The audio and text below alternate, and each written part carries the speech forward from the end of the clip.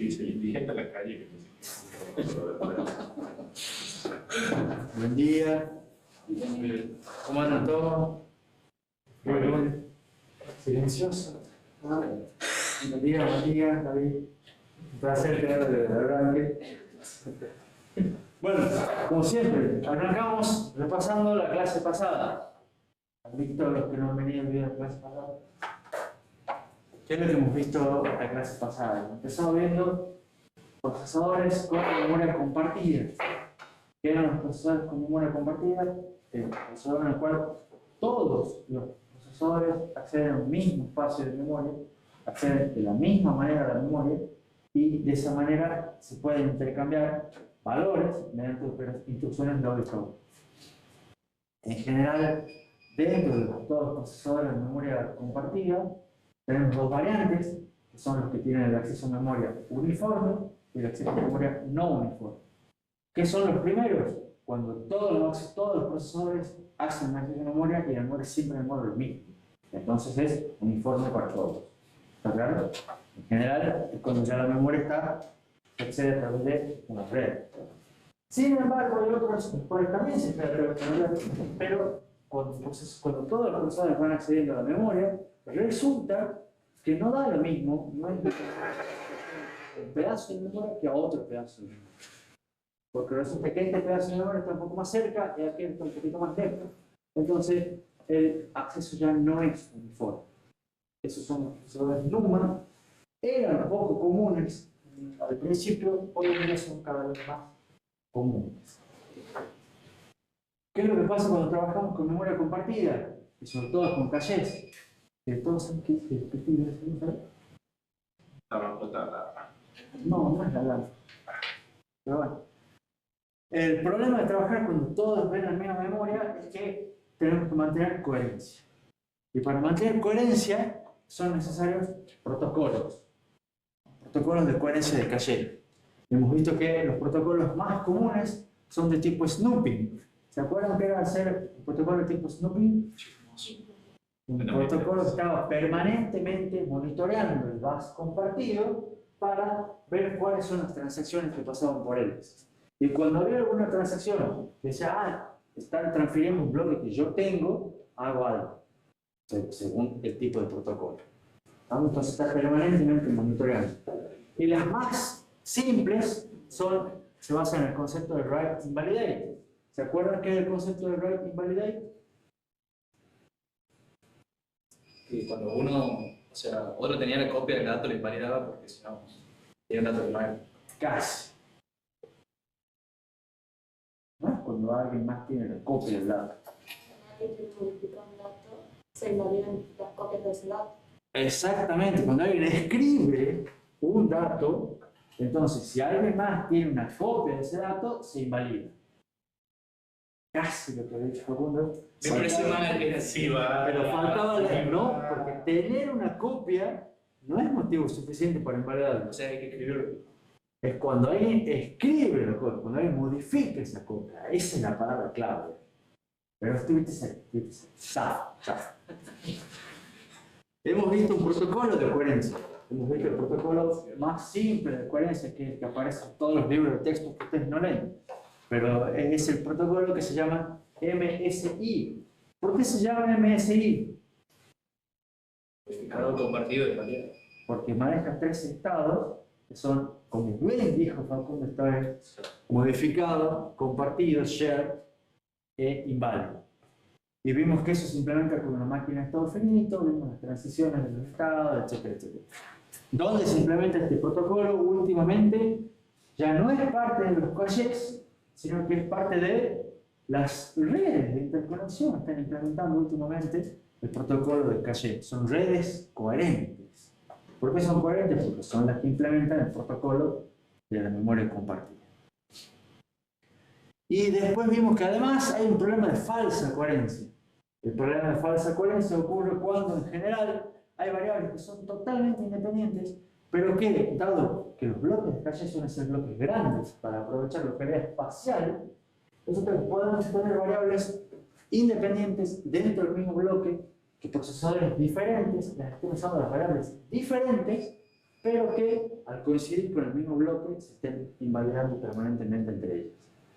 Eso es un problema que puede ocurrir porque en general nos gusta inicializar las variables todas juntas, pero es un problema que es fácil de evitar porque lo único que implica es poner las variables más separadas, ¿no? Para que caigan en bloques distintos.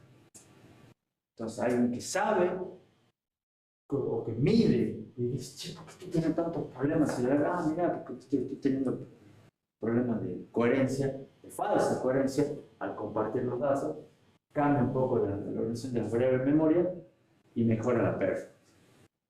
¿Preguntas hasta aquí? Hoy también tenemos dos diapositivas de repaso, un montón de cosas de la clase pasada. Después de ver todo eso, hemos seguido viendo multiprocesamiento con memoria no compartida. ¿Qué era el multiprocesamiento con memoria no compartida? Ya cuando... pero toda la vida está repetido.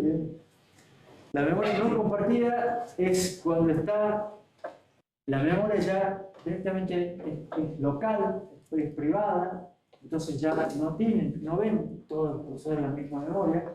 El ejemplo típico es las computadoras del laboratorio. ¿Y cómo hacen para funcionar eso como multiprocesamiento? Necesitan pasarse mensajes entre ellos, necesitan librerías específicas que se conocen de paso de mensaje, que son Message Passing Interface, que sirven para, son rutinas especiales para a través de la red pasar los datos y empezar a compartir los datos. Cuando ustedes logran hacer que todas las computadoras del laboratorio funcionen como una sola, están armando lo que se conoce como un clúster, ¿no? Están armando un clúster que es un sistema de computadoras hecho por muchas computadoras comunes que ejecutan todos la misma aplicación o copias de la misma aplicación para poder hacer como si funcionara una sola aplicación más grande. Eso aprovechan otro tipo de paradigma, un paradigma a nivel aplicación, que esto es bueno para bases de datos, para ciertos tipos de programas. Entonces son redes de bajo costo, no alta, muy alta disponibilidad. ¿Por qué? Porque si están utilizando las 10 computadoras de laboratorio y se rompe una, siguen funcionando 9. Y si después compran 3 nuevas, sí, funcionan con 12. ¿No? Entonces no hay ningún problema y se adaptan fácilmente. Cuando esto lo escalamos, se dice, bueno, si podemos poner 12, podemos poner 12 más, ese es 24. Y quien pone 24 pone 100. Y quien pone 100 pone 100.000, si tiene plata. Entonces, cuando ponemos 100.000, eso que son los muchachos de Amazon, Google, Facebook, Meta, OpenAI, etc., se llama lo que se conoce como Warehouse Scale Computer. ¿Qué es una Warehouse Scale Computer? Una computadora que ocupa un galpón. Una computadora muy grande, que son las que hoy en día la base de cloud computing, software as a service, los muchachos que les comenté recién, todos mega grandes empresas. Y terminamos la clase pasada contándoles un poco de una problemática actual que se está dando en arquitectura de computadoras. ¿Cuál es la problemática actual? Que hay una demanda creciente de performance. La gente requiere mucha performance específicamente para algunas cosas puntuales. Y esa performance no puede ser satisfecha con métodos tradicionales. ¿Por qué? Porque la ley de Moore sigue existiendo, sigue funcionando, pero está desacelerada. El escalamiento de lineal ya terminó, ya no va más. Entonces ya no podemos seguir haciendo los mismos compromisos que teníamos antes, la Powerwall. Hay limitaciones al paralelismo por la ley de Amdahl. Hemos visto que por más que agregamos núcleo, por más que agregamos procesadores, no podemos ganar mucho si no los aprovechamos bien. Entonces, ¿qué hacemos? Les dije una pregunta medio abierta, porque la pregunta es ¿cómo hacemos para seguir mejorando la performance hoy en día? Y les di un teaser de una vista previa de la solución. ¿Cómo se acuerda cuál es la solución? Historia de dominio específico. Muy bien, pegadísimo. La solución son lo que se conocen como arquitecturas de dominio específico. Es una arquitectura de dominio específico. ¿Alguien sabe? No debería. Me contesto muy rápido. Son arquitecturas que tienen una mejor relación, tienen mejor performance, mejor eficiencia, pero lo que hacen es solamente una tarea específica. Entonces ya no tengo un procesador de propósito general, porque los procesadores de propósito general, que uno le instalaba cualquier sistema operativo y cualquier programa, entonces servía para instalar Visual Studio Code, para instalar un navegador web, para instalar una librería de CUDA, de TensorFlow. Entonces ustedes pueden hacer lo que ustedes querían. No, no, ahora tienen un procesador que solamente hace una tarea. Pero esa tarea la hace muy bien. Entonces, este grafiquito me gustó mucho por los colores, donde se grafica en un eje performance o eficiencia, performance o power, como lo quieran ver, y acá está el eje de aquí es distinto, es un eje de dominio, el rango de aplicaciones. Entonces nosotros veníamos viendo hasta la clase pasada, todo lo que eran generar procesadores de propósito general, procesadores específicos, o sea, procesadores que uno no sabía que les iba a correr, porque teníamos benchmarks que eran variados, porque podría ser que ejecuten cualquier cosa, para eso eran las computadoras, ¿está claro? Entonces hacían cualquier cosa y lo hacían idealmente bien. Algunas peor, otras mejor, pero era un amplio rango de aplicaciones que podía hacer. Y la idea es decir, no, es cambiar esto por, yo tengo acá esta computadora, esta arquitectura, que hace solamente este tipo de aplicación. Pero este tipo de aplicación tiene una performance mucho más alta. Y acá tengo este otro procesador, esta otra arquitectura, que hace este tipo de aplicación. Pero esta aplicación las hace mucho mejor. ¿Se entiende? Entonces, la cuestión es, ¿qué pasa si yo puedo reemplazar este procesador por estos 4 procesadores, o estos 5 procesadores? ¿Se entiende? O sea, cambio uno, que es bastante bueno, en líneas generales, que sirve para todo, pero en vez de cambiar ese que sirve para todo, lo cambio por 5. Que esos 5 son para 5 tareas distintas. ¿Se entiende? Pero si tengo los 5 de tareas distintas, voy a tener mucha mayor performance y mucha mayor eficiencia. ¿Se entiende? ¿Se entiende la idea general? Y esto, por supuesto, se configura la ley de Andal, porque Andal, a su vez, estaba basado en este tipo de procesamiento, porque era de la época y el que sabemos nosotros. Entonces, nosotros queremos acelerar esto, que es lo que buscamos. Es decir, bueno, agarremos la parte que más nos afecta, la parte que más influye, y esa la aceleremos. Y acá esto lo que dice es, no, esa no la aceleremos, esa la saquemos y que lo haga otro. ¿Se entiende? Entonces ya ahí cambia un poco cómo se calcularía la aceleración. Ya lo haría otro procesador. Y estos procesadores, como dice ahí, todos reciben el nombre de aceleradores. ¿Por qué? Porque justamente su objetivo es a una función específica, a esa sola, la aceleren y obtienen mucho más performance, mucho mayor rendimiento. ¿Está clara la idea? Entonces, ¿cuál es también el trade-off que tienen las arquitecturas de dominio específico? Y bueno, son de dominio específico. Entonces lo que cambian, lo que pierden son generalidades. Lo que pierden es flexibilidad, en el sentido de poder hacer cualquier cosa.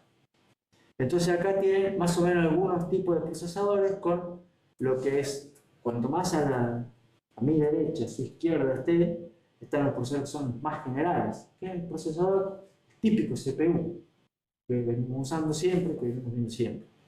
Y cuanto más a este lado nos hacemos, son más específicos, más puntuales y sirven para una sola tarea. Y tenemos procesadores comunes, procesadores gráficos de videos, FPGA, no sé si ustedes saben, son las FPGA que son reconfigurables. Y acá tienen aceleradores que son totalmente fijos y aceleradores que tienen algo de flexibilidad.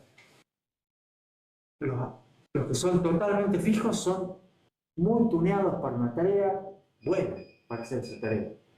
Pero ¿cuál es el problema? Que si el día de mañana cambia la tarea, porque puede cambiar la tarea, ¿qué pasa con el acelerador? Ya no sirve.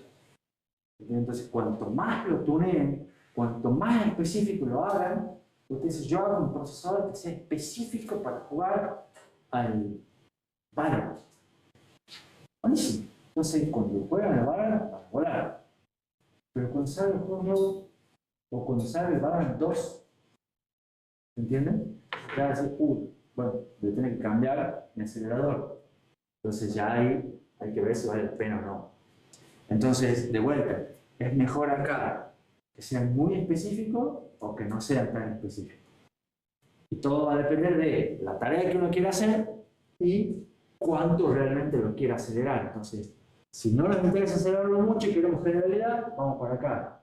Si queremos exprimir al máximo la eficiencia, vamos por acá. Pero sabemos que cuando haya un cambio, vamos a estar apretados. Entonces hay un nuevo compromiso ahí. ¿Se entendió? Y veamos un ejemplo, para ver más o menos de qué estamos hablando. Un ejemplo es con las placas de video, que ya no son placas de video, porque sí se usan como placas de video, pero hacen muchas más cosas. Pero son procesadores gráficos, y este ejemplo que ya es viejo, igual muestra un poco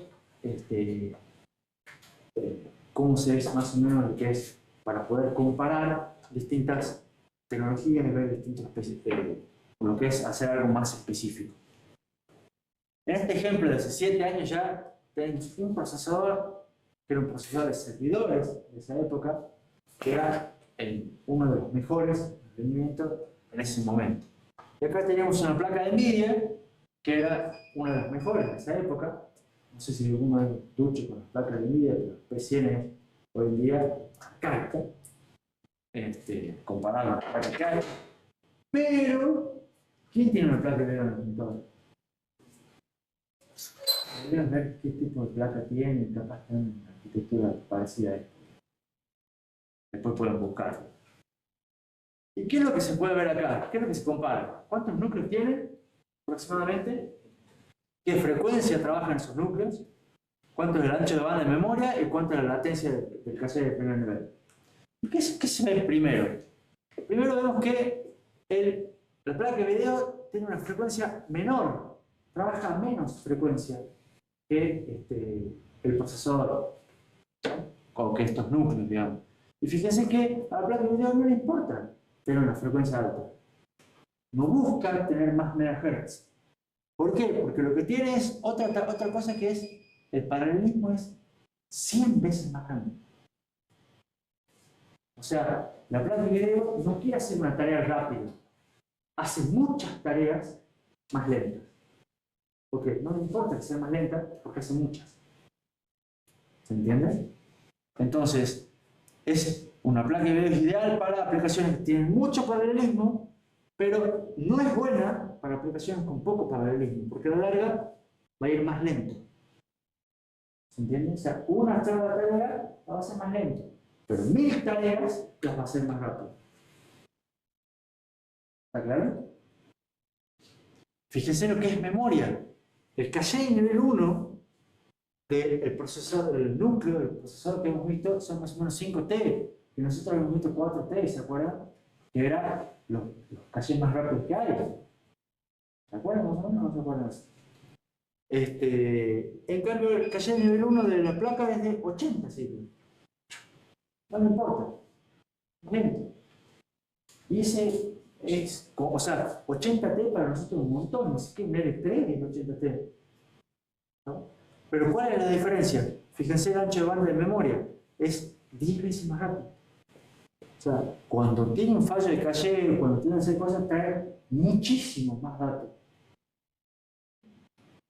¿No? Y puede traer muchísimos más datos por medio tiempo. Entonces está claro que esto le importa mucho más productividad. Hace hace una tarea, la hace más lenta a una tarea, pero hace 1000 tareas en una misma unidad de tiempo. Está mucho más productivo, mucho más específico para hacer una sola cosa. En cambio, este procesador está mucho más enfocado en a una cosita la hagamos lo más rápido posible, pero una sola. ¿Se entiende? Entonces, están enfocados para distintos tipos de trabajo, distintos tipos de tareas. Otro ejemplo de procesador de dominio específico, que ya también lo vamos mencionando varias veces, es un procesador de audio. Los procesadores que hoy en día están en todos los auriculares que son True Wireless System, que son dos cositas inalámbricas que no tienen cable, de repente están procesadores adentro.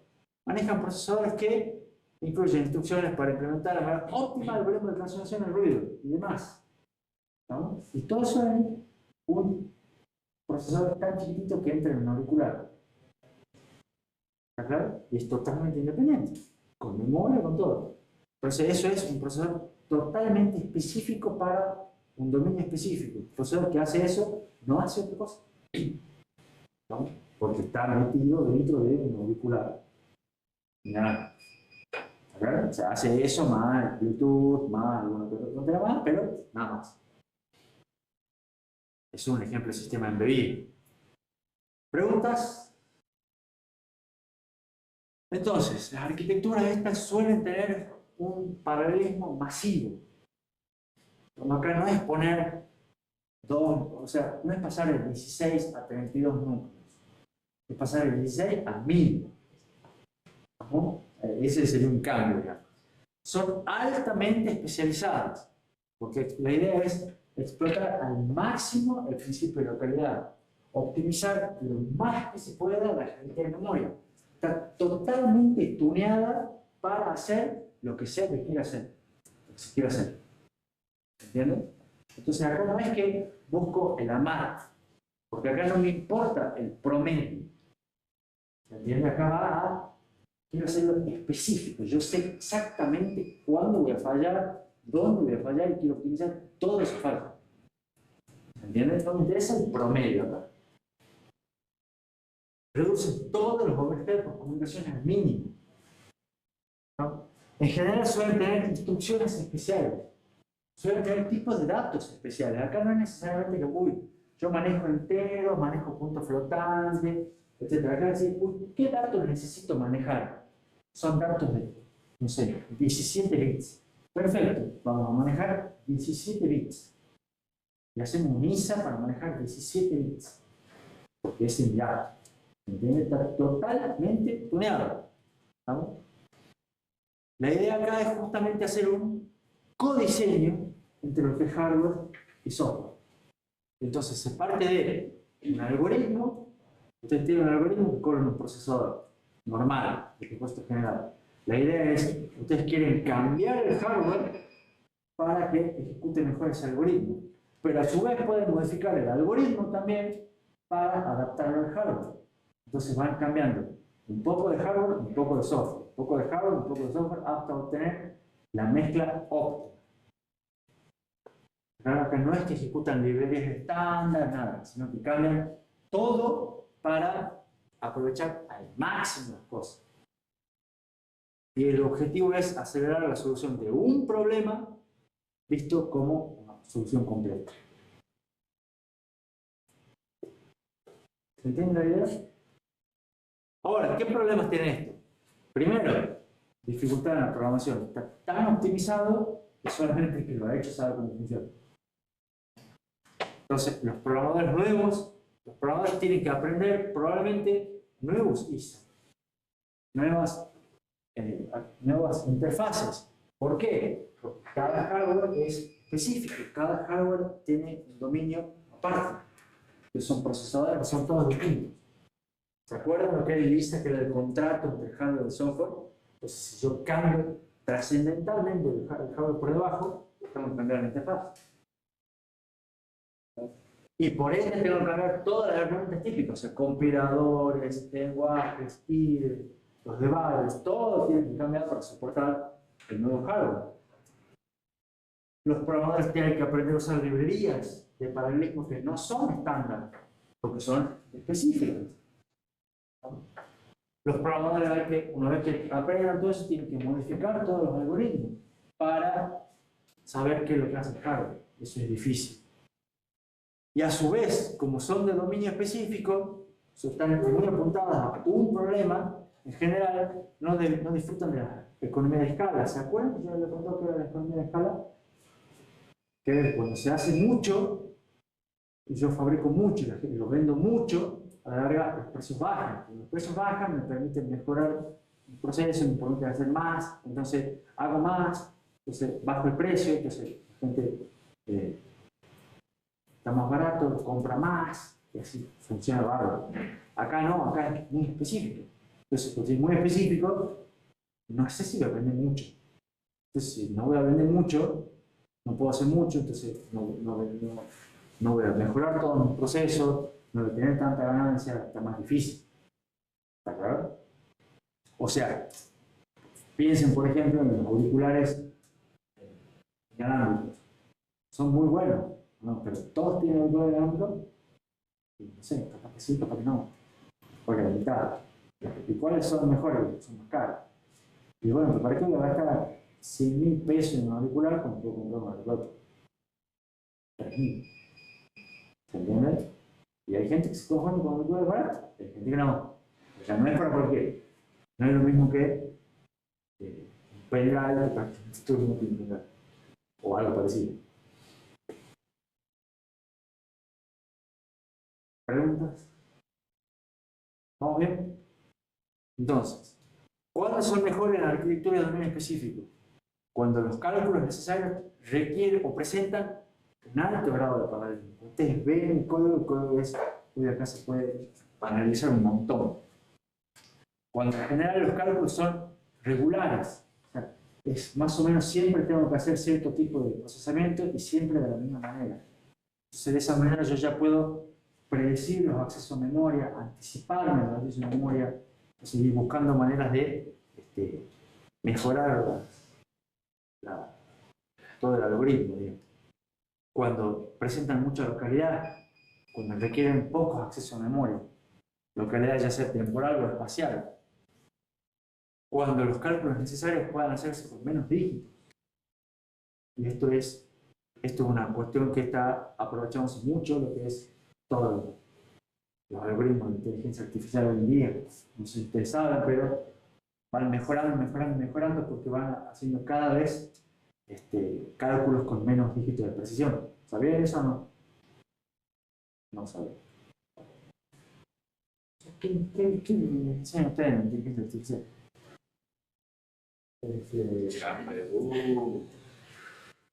Ejemplos donde no funcionan mejor en la arquitectura de dominio específico. Base de datos. ¿Por qué? Porque en general todo lo que son transacciones tienen una forma específica de manejarse y no andan bien con paralelismo, no son escalables, entonces no andan bien este tipo de cosas.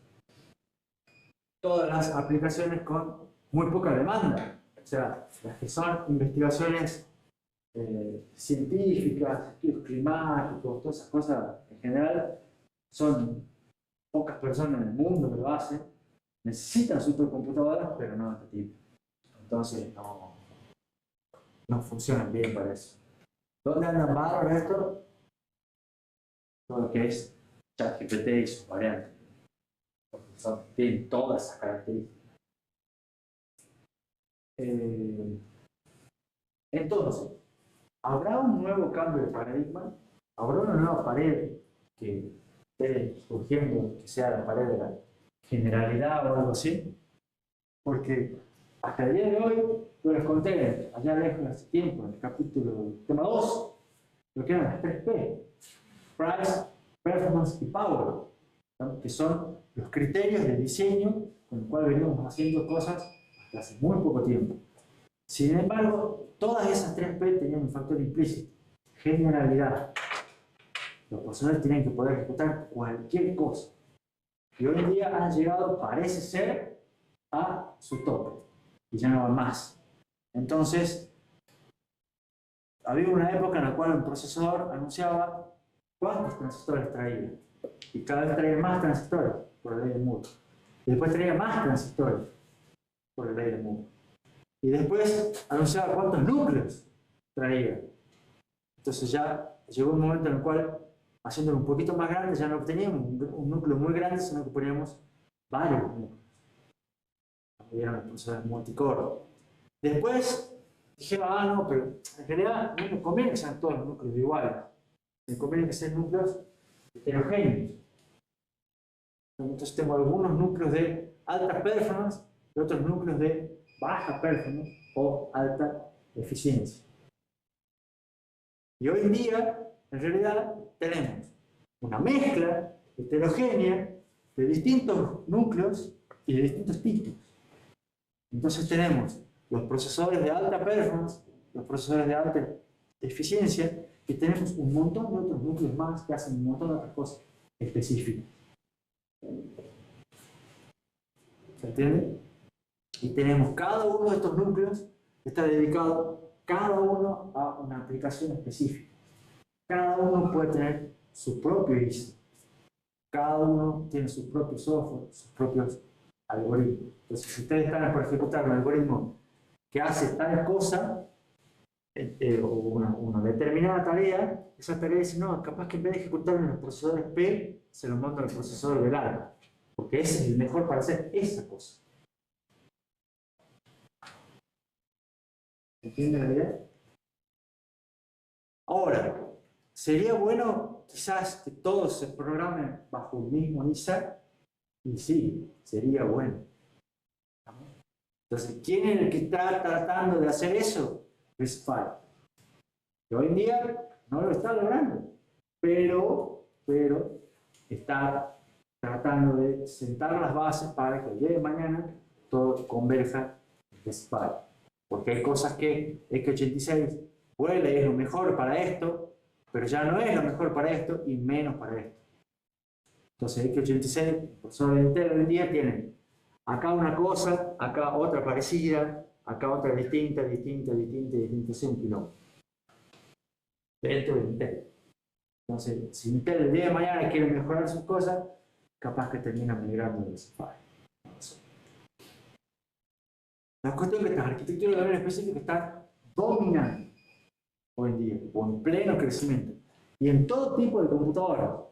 Esto está funcionando cada vez más en lo que son computadoras de escritorio, móviles, servidores, centros de datos, sistemas embebidos. En todos lados, cada vez hay más arquitecturas de dominio específico. Por ejemplo, ese gráfico de ahí es una arquitectura de un celular. No me acuerdo de qué celular en este momento, pero eso es un celular. ¿Y qué vemos acá? Más rápidamente. Acá vemos que hay un procesador de propósito general con múltiples núcleos. ¿Ven? Un procesador que tiene 8 núcleos. Y de esos núcleos tiene 4 núcleos grandes que trabajan a una frecuencia, no sé si llegan a ver. Más o menos. Y tiene, que son estos 4 núcleos grandes. Y tiene 4 núcleos más chicos que trabajan a otra frecuencia. Procesadores de alta performance, procesadores de baja performance, bajo consumo de energía. ¿De acuerdo? Cada uno de estos procesadores, estos cuadritos rojos, tiene sus cachés, nivel 1 y nivel 2, privados. ¿No? Y a su vez acá hay un gran caché de nivel 3 compartido. Está toda la jerarquía de memoria y el procesador con el recuadro rojo punteado. ¿Está claro? Después hay una red de interconexión coherente, porque implementa protocolos de coherencia. ¿Y quiénes están conectados además? Acá hay un procesador gráfico, que es otro procesador que no es de propósito general. Acá hay una placa de video, una placa de video, porque está integrada dentro de lo que es el mismo chip. Todos tienen un procesador gráfico. Y a su vez tienen un acelerador para inteligencia artificial, para machine learning. Y acá está controlador de memoria, controladores para periféricos. Y a su vez, ¿qué hay acá? Otra red PK, un procesador de video. Estoy siempre parado. ¿Qué no tengo un procesador gráfico allá? ¿Sí? ¿Y por qué quiero otro procesador de video? ¿Por qué te hace otra cosa?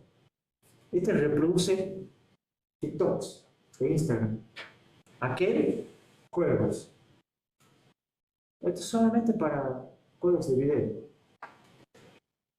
Y YouTube. YouTube, TikTok, Instagram, mejor que otras aplicaciones que usan para ver videos. Ustedes deben saber mejor que yo. ¿Está? Y acá tengo un procesador de display. ¿Entiendes? Hay un procesador gráfico, uno de video y uno de display. ¿Qué hace este? Maneja la pantalla. Este se encarga solamente de manejar la pantalla. De mostrar en pantalla todo lo que digan todos los demás. Hay un procesador específico que se encarga de manejar la pantalla. La cantidad de píxeles de la pantalla. ¿Y qué hay acá? Acá hay un procesador. Estos son todo lo que es radio y real time. Acá está todo lo que es 4G, 5G, Bluetooth, todas esas cosas, todas esas antenas, todas esas señales, las maneja un procesador aparte. No me maneja ninguno de todos los demás.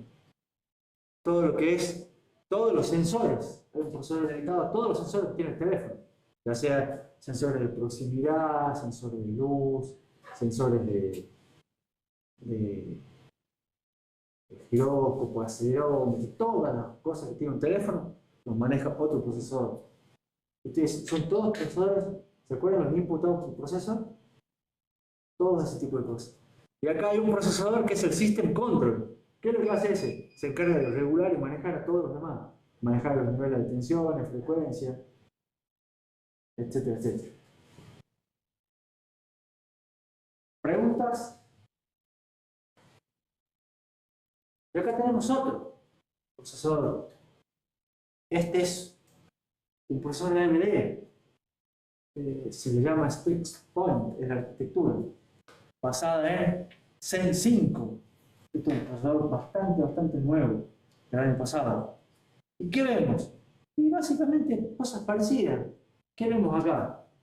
Acá hay un rectángulo amarillo que tiene 4 núcleos grandes con 16 MB de caché L3 compartido. Significa que el L1 y el L2 son parecidos a esto. ¿No?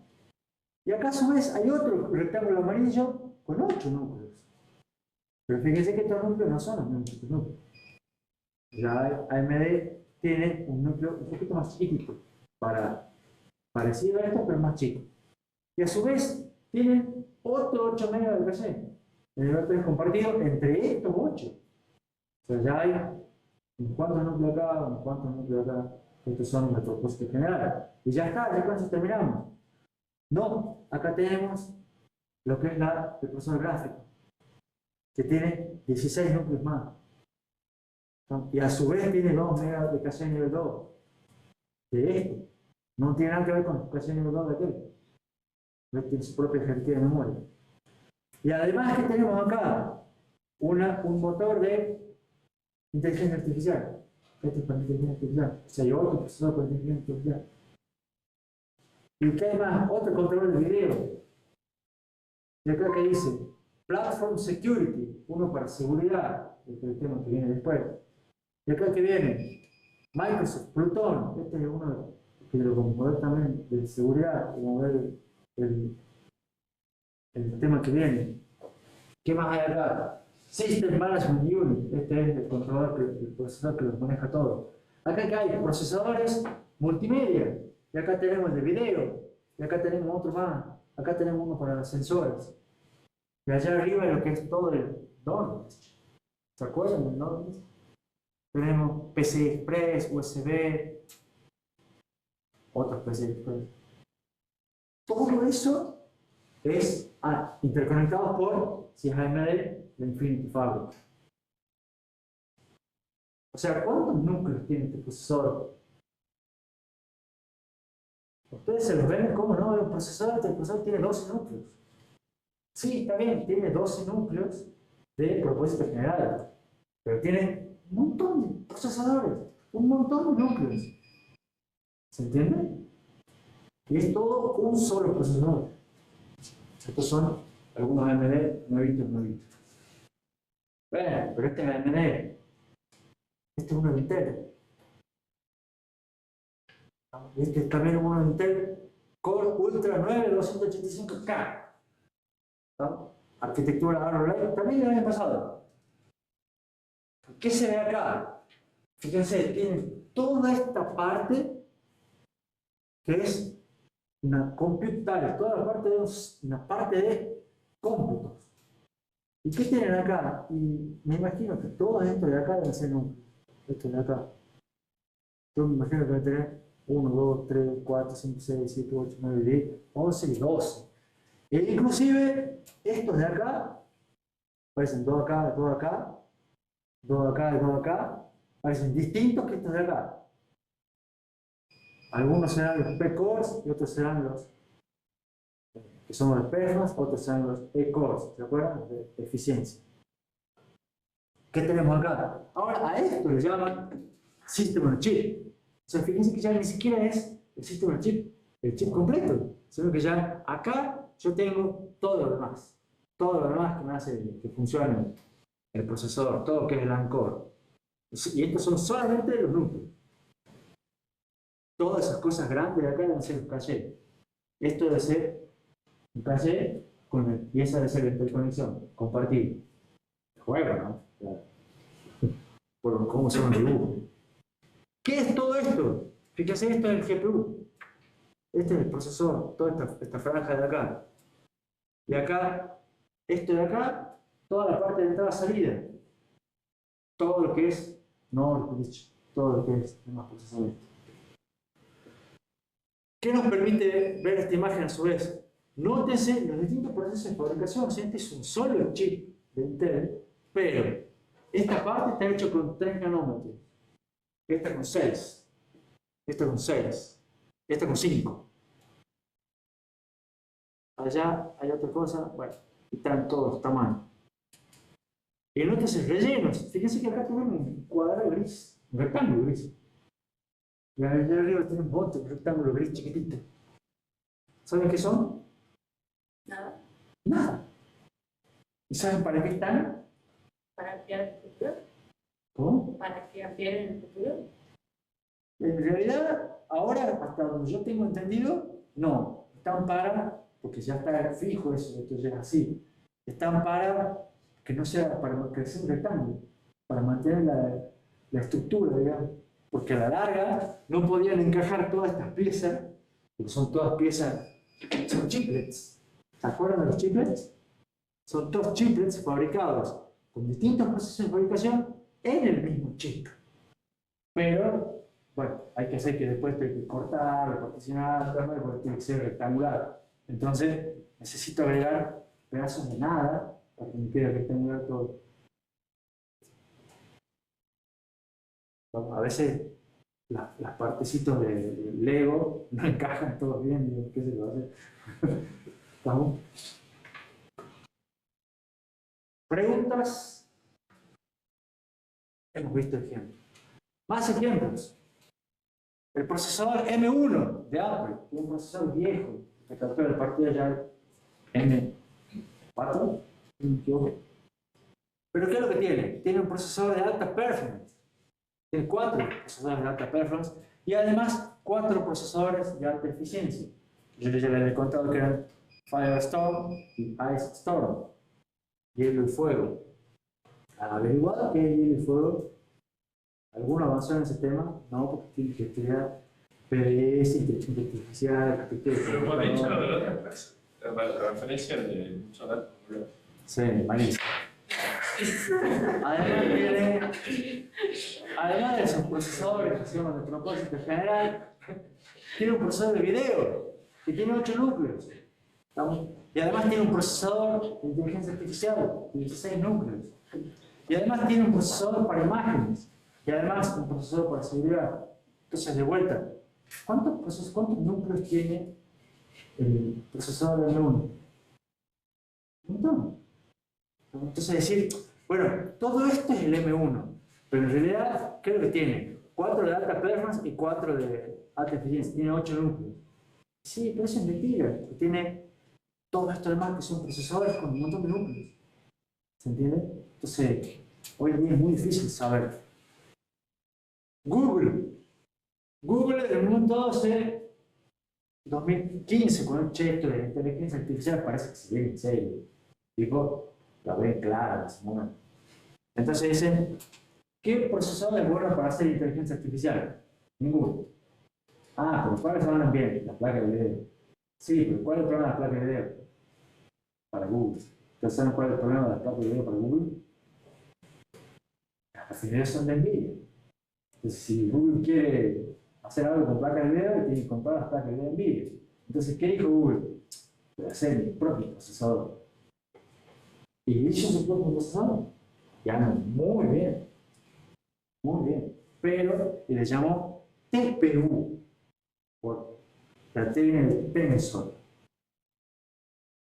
Tensor Processing Unit, unidad de procesamiento de tensores. Y después sacó su propia librería, que si le suena TensorFlow. Ah, bueno. ¿Y quién programa TensorFlow? Nadie. Nadie puede programar TensorFlow. Entonces empezaron a salir las librerías que usaban TensorFlow y que adaptaban TensorFlow para, etcétera, etcétera, etcétera. Pero andan tan bien que en el 2025, este año, hace poquito, anunciaron la versión 7 de los TPU, cada vez mejores, cada vez más grandes. Y así es como Google, sus propias redes neuronales, que se llaman Gemini, si no me equivoco, las corren sus procesadores, no usan procesadores de NVIDIA. Y a su vez también tiene otro problema, dice, Google compró YouTube, supongo que saben todo. Entonces dice, ¿qué hace YouTube? ¿Qué hace YouTube? A ver, tienen un montón de máquinas que lo que hacen es procesar video. ¿Y qué hacen los servidores de YouTube que procesan video? Nada más que procesar video. ¿Y con qué están hechos esos códecs de YouTube? Están hechos con este y este códec. Y solamente manejamos 3 códecs de video. Entonces, ¿por qué no hacemos un procesador específico que maneje esos 3 códecs de video y no haga nada más? ¿Y para qué haríamos eso? Para tener mejor performance, mucho más eficiencia. Entonces, Google hizo sus propios procesadores de video, que le llamó de corta PU. ¿Saben por qué era de corta? Es fácil. ¿No? Son procesadores solamente que ejecutan las cosas de YouTube, los algoritmos de video. Todo el mundo ve videos de YouTube. Son procesadores que son granjas de servidores de esto y andan muy bien, porque todo el mundo es de YouTube. ¿Se entiende bien? Otro ejemplo, y ya creo que es el último. ¿Se acuerdan del procesador Wafer Scale? Que vimos allá lejos hace tiempo, que era un procesador más grande de todos, que utilizaba toda la OLEA. Era un procesador que era el chip más grande de la historia. Pero, ¿cuál era el problema? Servía para hacer una sola cosa. Pero una sola cosa, ¿servía o no servía? ¿Funcionaba o no funcionaba? Funciona re bien, anda muy bien, pero hace una sola tarea. Y si ustedes quieren hacer esa única tarea, capaz que les conviene gastar $200.000 que sale esto, más creo, y lo compran y hacen solamente eso. Un sistema de 32 de estos chips tiene 27 millones de núcleos. Vamos a dar de vuelta. No es que, han pasado a 32 núcleos. No, 27 millones de núcleos. Muchísimo. Procesa 2 exaflops, que es una bestialidad, y tiene un consumo de 16 kilovatios, que suena un montón. ¿Saben lo que es cuánto es 16 kilovatios? Son 5 aires de esos prendidos simultáneamente. Entonces es un montón. Pero a la larga, o sea, prendidos todo el día, ¿no? A la larga no es tanto para lo que hace. O sea, las otras computadoras que hacen lo mismo necesitan megavatios. Es mucho más eficiente para poder hacer ese procesamiento. Pero hace solamente eso. ¿Preguntas? Bueno, es mejor dar la hora y entonces. Ya terminamos el tema, ¿no? Bueno, dejémoslo después, vamos a acá. Cortemos acá. Hacemos el recreo de primero. ¿Quién está cortando esto? El recreo terminamos el tema.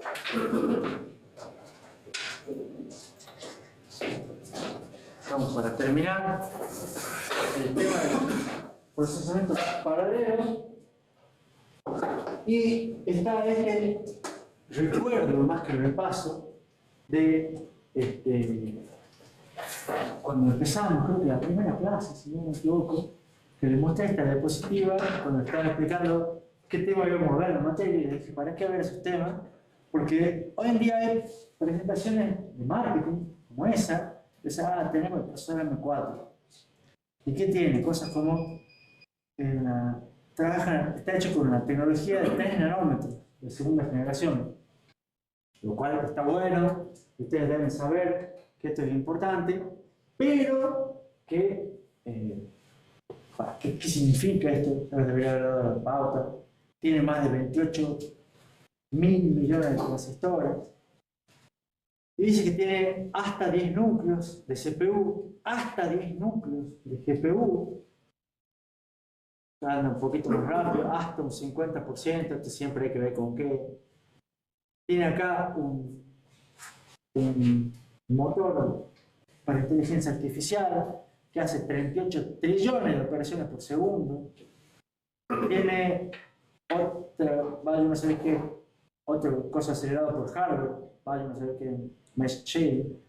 Hardware Accelerated Ray Tracing, o sea, otro acelerador de video.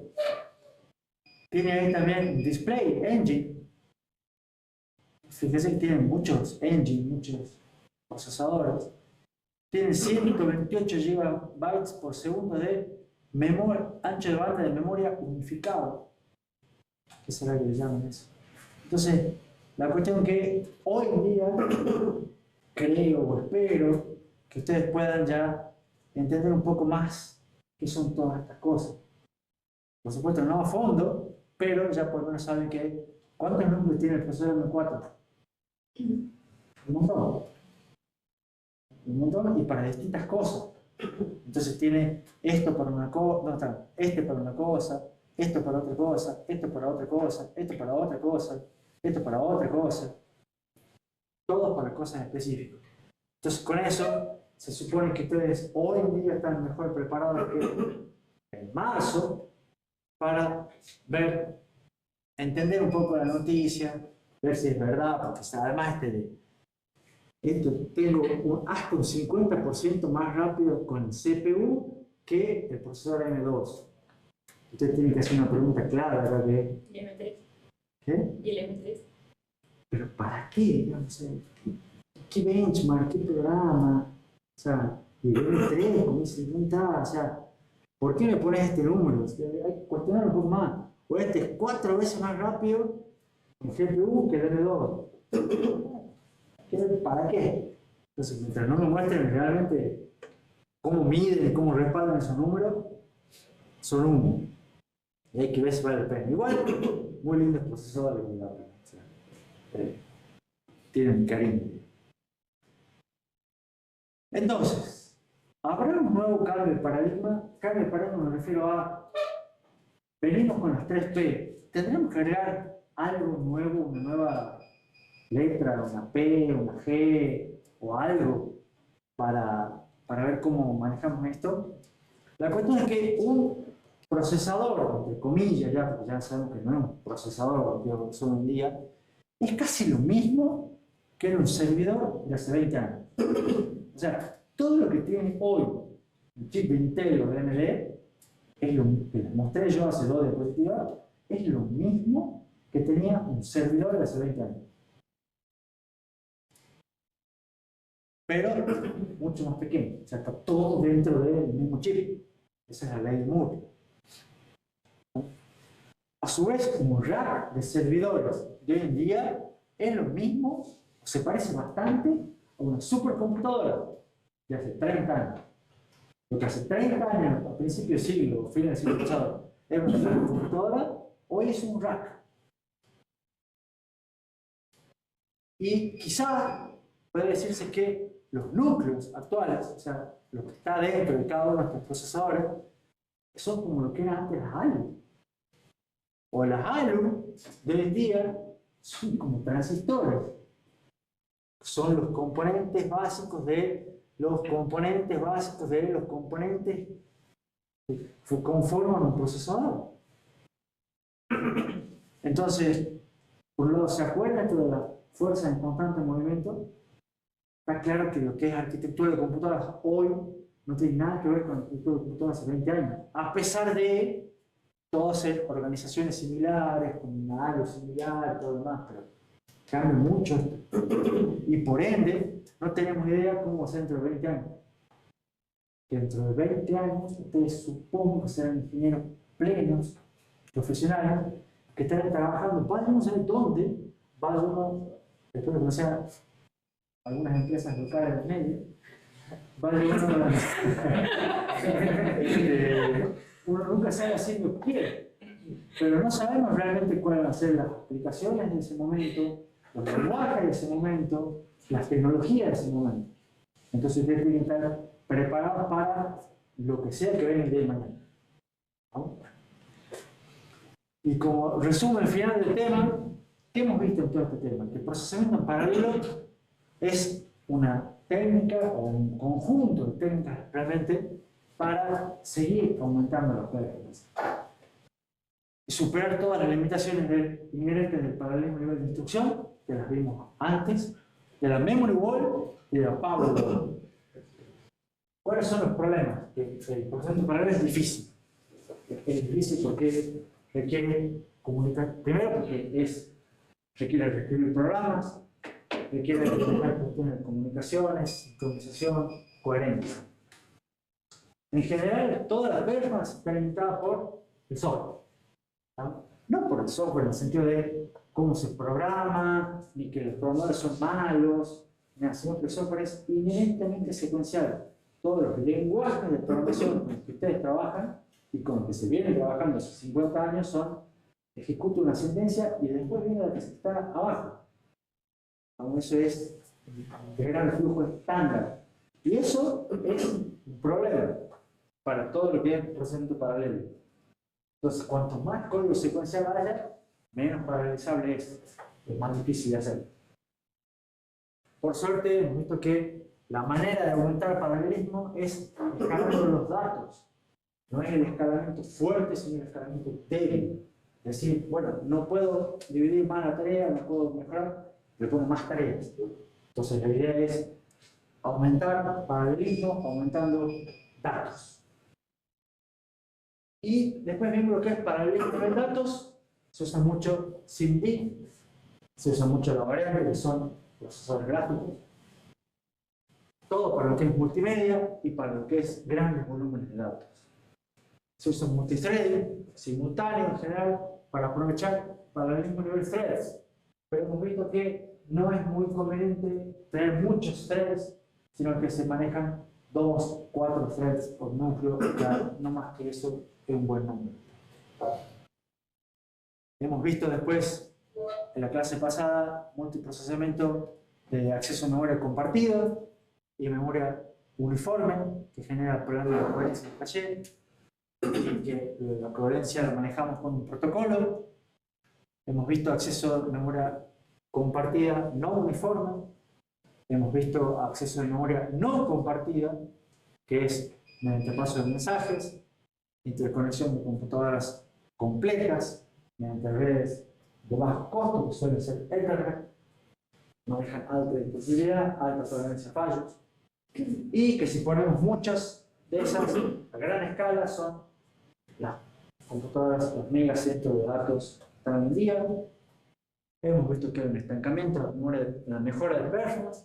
Entonces parece que el procesamiento general no va más y que van a ser todos hoy en día un nuevo cambio de paradigma y vamos a hacer todos aceleradores. Que los aceleradores se conocen como, técnicamente, arquitecturas de dominio específico. Y diapositivas de agradecimiento, siempre, porque estas ideas las saco de otros lados no son locuras que me ocurren a mí. Y con eso terminamos el tema 16. Aprovechamos que tenemos 20 minutos más de clase para arrancar con el tema siguiente.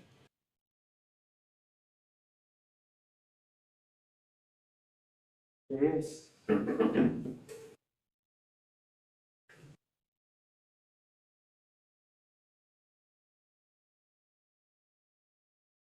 el último tema de la materia.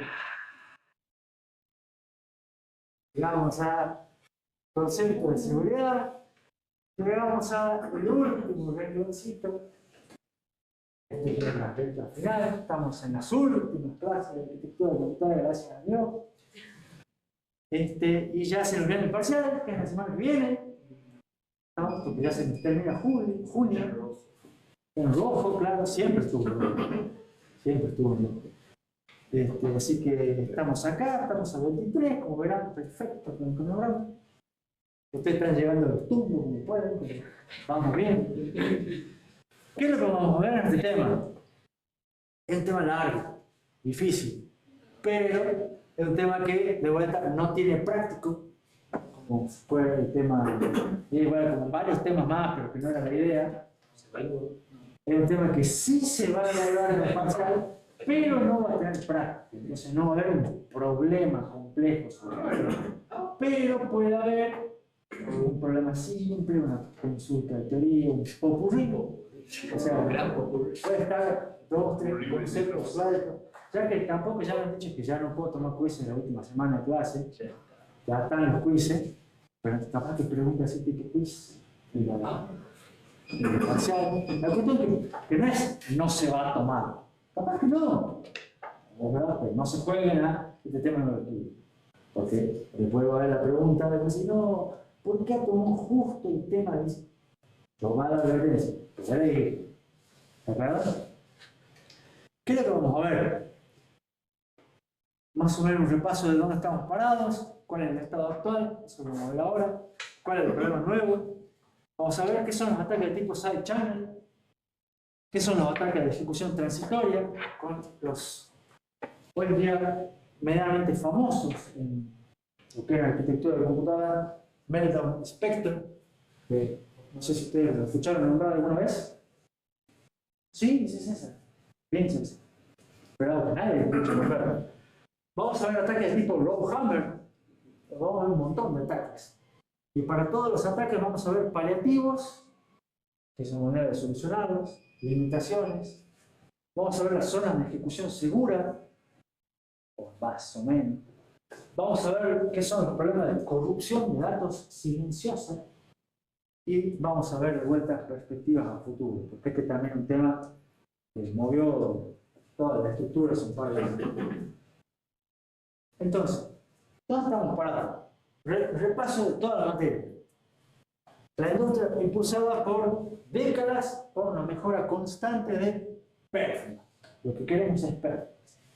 Entonces siempre buscábamos un montón de técnicas para mejorar el paralelismo a nivel de instrucción. Pipelining, ejecución fuera de orden, ejecución especulativa, predicción de saltos. Jerarquía de caches para manejar los fallos, multithreading, multiprocesamiento para manejar otros tipos de paralelismo.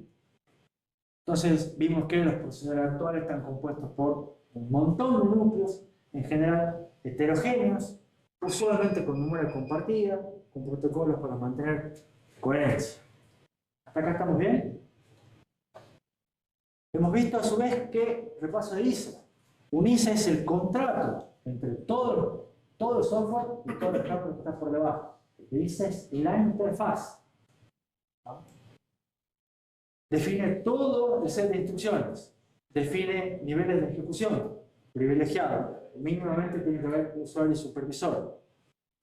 Define mecanismos utilizados por el sistema operativo. Cómo se manejan las excepciones, cómo son el cambio de procesos. Define el modelo de memoria. Pero un ISA en general no contempla optimización en el hardware. sea, no dice, ELISA, si el pipeline va a tener 4 etapas, 6 etapas o 10.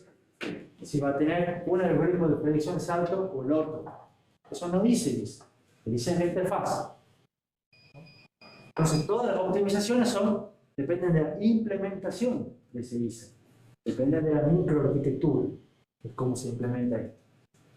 Un ELISA es independiente del timing, porque el timing está dado por la microarquitectura. O sea, hemos visto que la frecuencia del reloj y cuánto tiene que demorar, dependía de la etapa más lenta, o la cantidad de unidades funcionales que se usan por etapa, un palo. ¿De acuerdo? No depende de ELISA. Entonces ELISA es independiente de cuestión del timing. Y la idea es que si un programa respeta todas las especificaciones de ELISA, se usan las instrucciones provistas por ELISA, su ejecución se garantiza como correcta en cualquier implementación. Porque las implementaciones se asumen que son correctas.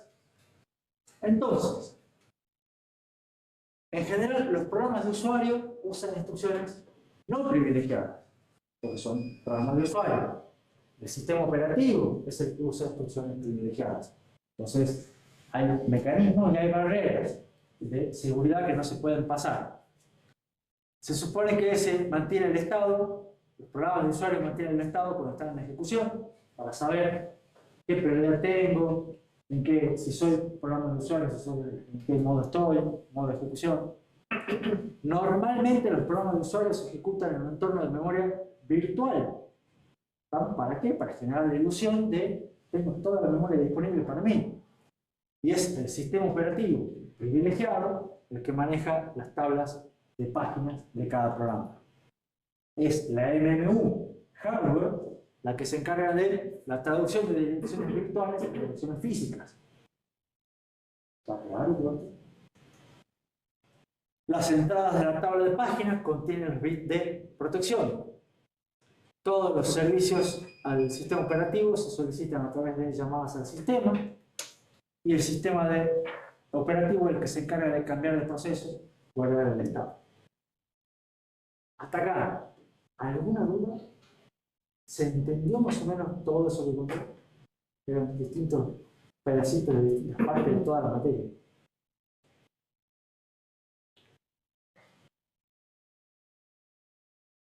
Imagino que me están dormidos, pero bueno. ¿Cuál es el tema del programa nuevo? Hasta aquí, todo está hecho para que la computadora funcione. Funcione bien, funcione lo más rápido posible. Siempre con los mayores problemas que se pueda, bajo las otras consideraciones de las 3P. Desde hace 15 años controlando el consumo, siempre las 3P. La idea es, si todo anda bien, todo hacemos, o sea, el programa está escrito de manera correcta, el hardware se ejecuta de la manera correcta y no hay ningún problema. ¿Puede haber filtraciones de información? Uno normalmente debe decir, bueno, ¿por qué podría haber filtraciones de información si todo está correcto? La respuesta es que, lamentablemente, sí.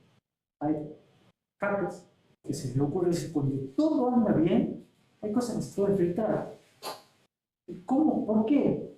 Mediante ataques de tipo side channel.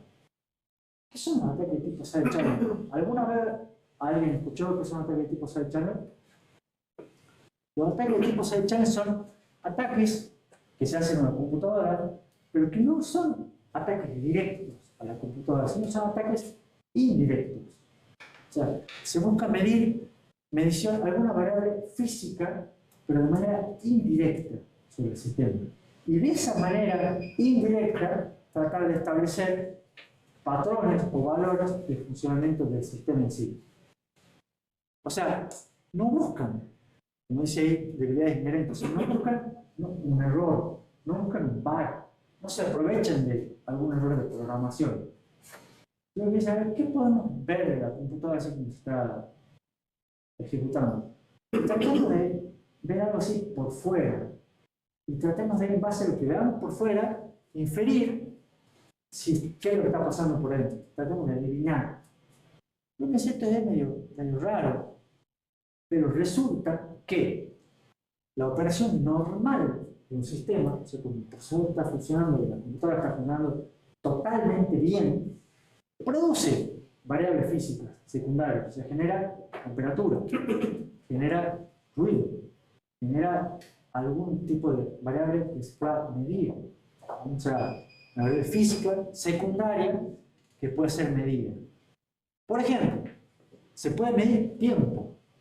Ustedes están acostumbrados a medir tiempo de ejecución, pero la idea es, miramos ciertos tiempos de ciertas cosas y obtengamos, a ver, en base a ciertas mediciones que obtenemos, ciertos patrones.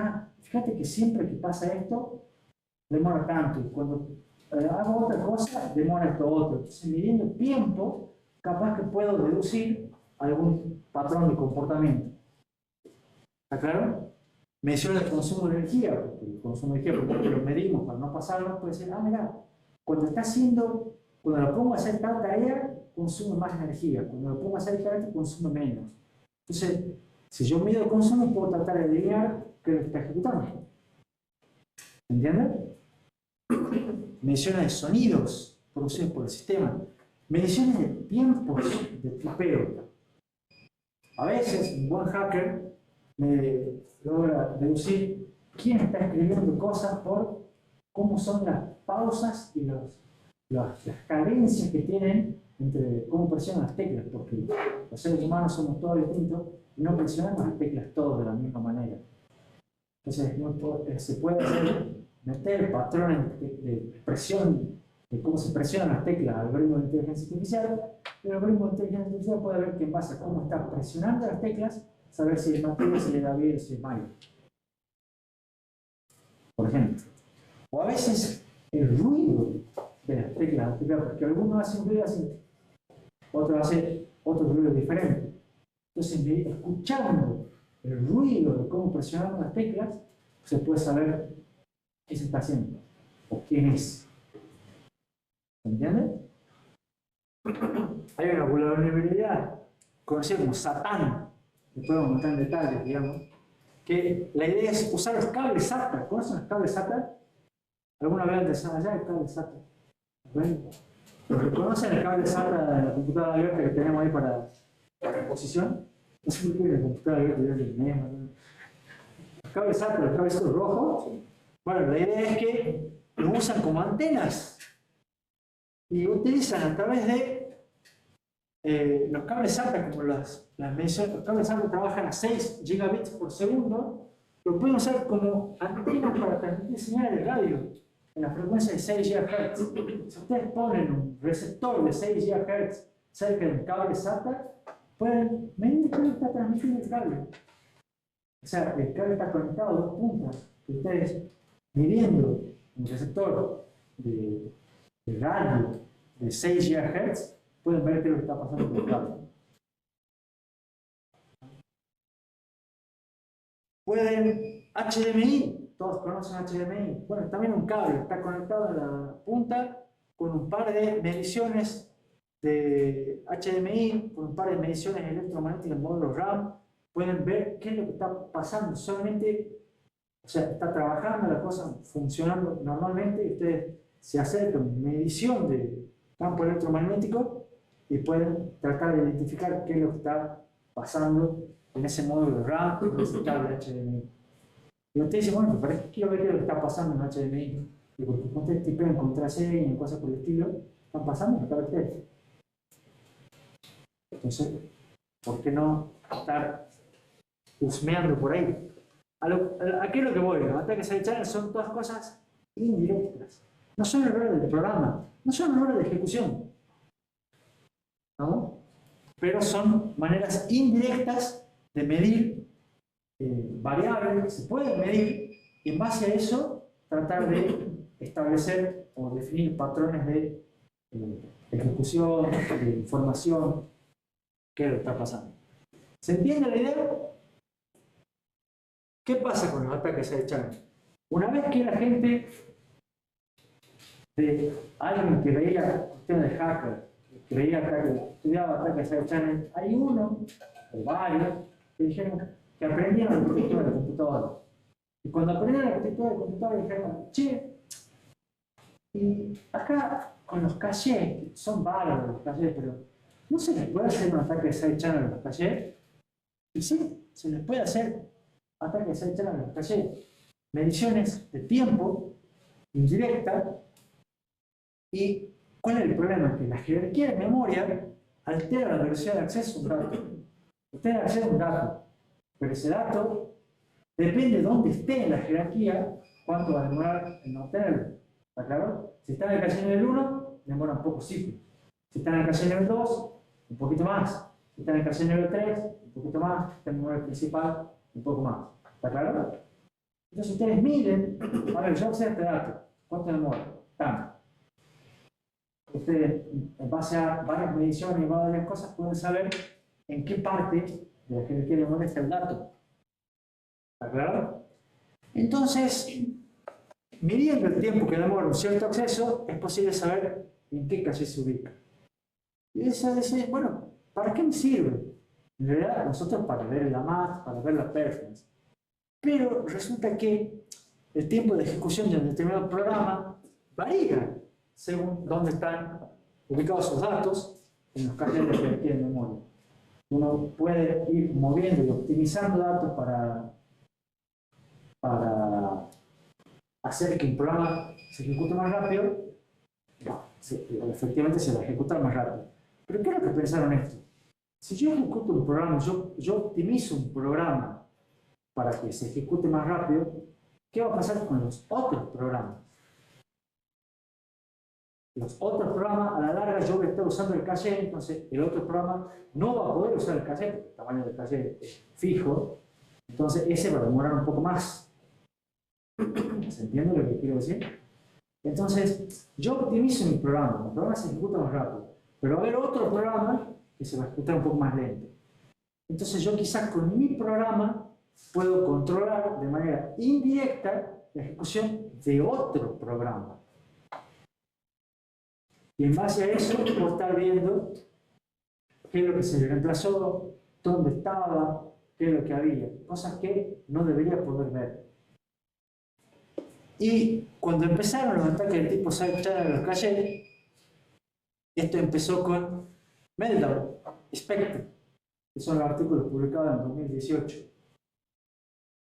Y empezaron a salir un montón de vulnerabilidades más, ¿no? Que están todas con nombres diferentes, nombres cortos, nombres largos. Y el tema es que hay un montón de vulnerabilidades más también. Y siguen saliendo. Y las últimas que están puestas en la diapositiva son del mes pasado. Porque se estima que desde enero de 2018 hasta hoy se encuentran vulnerabilidades en promedio solamente cada 20 días. En realidad es medio mentiroso, pero mentiroso en promedio. ¿Por qué? Porque ahora se hacen conferencias donde se exponen las vulnerabilidades, todo lo demás. Entonces, todos los investigadores que se encargan de esto publican. Entonces hay una semana al año en las cuales sacan 10. Por ejemplo, son 2 o 3 conferencias en las cuales sacan un montón de vulnerabilidades, pero ya en promedio son una cada 20 días. Tienen nombres originales. Acá se pueden ver algunas. Rambo, Tic Tac, allá está Inception, Satán, que lo hemos visto. TLB, ¿saben lo que es todo el TLDR? TLDR, Too Long Didn't Read. ¿Conocen el sitio o no? Bueno, hay TLB, DDR, Pac-Man allá, Hearts Bleed. Hay de todo, digamos. Pixel Thief, etcétera, etcétera, etcétera. Algunas tienen loguitos, vamos a ver los loguitos, ¿vale? Algunas son exclusivamente de un fabricante, fíjense, hay algunas que son de ARM, algunas que son solamente de AMD, algunas que son solamente de Intel, acá no hay pero capaz que en la diapositiva anterior había. Hay algunas que son a todo menos a un fabricante, porque al principio, cuando salieron algunas, dijeron, estas son para Intel y para AMD, entonces Apple dijo, yo no tengo vulnerabilidades. Y cuando Apple dijo, yo no tengo vulnerabilidades, ¿qué pasó a los 3 meses? Salieron un montón de gente y dijeron, encontró vulnerabilidad, ¿verdad? Pues ya no, sí. Yo también. Bueno, pero yo tengo esta, pero no esta. Y empezó toda fuego cruzado. ¿Preguntas? Hasta acá. Lo bueno de estas vulnerabilidades es que, en general, o sea, se conocen las vulnerabilidades, son un montón, pero no es sorpresa de que ninguna haya sido realmente explotada. O sea, por suerte, desde que salieron las primeras, que fueron shock en la industria, empezaron a salir muchas más, pero la idea es que todas se las está, digamos, las están descubriendo antes, por un lado. Entonces, al descubrirla antes, se la descubre a tiempo, y lo que se hace con todas estas vulnerabilidades es, lo primero que hacen todos los investigadores, le avisan a Intel, a AMD, a ARM, a todos esos juegos, che, mira, yo encontré un problema. Le avisan con tiempo, entonces otros dicen, bueno, dame unos 2 o 3 meses de margen para ver si lo puedo solucionar, y de ahí lo publicamos. Entonces, se avisa con tiempo, se busca una solución, y se busca si lo puedo solucionar o no, cómo solucionar. Sale el parche, y se abre el artículo, se publica y se anuncia todo esto. Entonces, había un problema y ya más o menos corregido. ¿Está claro? Y el otro tema es que, por suerte, todas estas vulnerabilidades son vulnerabilidades, pero son normalmente dificilísimas. Son extremadamente difíciles de explotar porque requieren conocer muchísimo de arquitectura de computadoras. Y la gente normalmente no sabe de arquitectura de computadoras. Es mucho más fácil preguntar por la contraseña y decir, no, te voy a decir mi contraseña y probar como 1, 2, 3, 4, o admin, ese tipo de cosas, porque capaz que es mucho más fácil de obtener ese tipo de información. Pero no quita que haya un problema y que haya que hacer algo con ese problema. Pero igual, yo cortaría. Ya por lo menos tienen la introducción, ya hemos visto bastante. ¿Preguntas?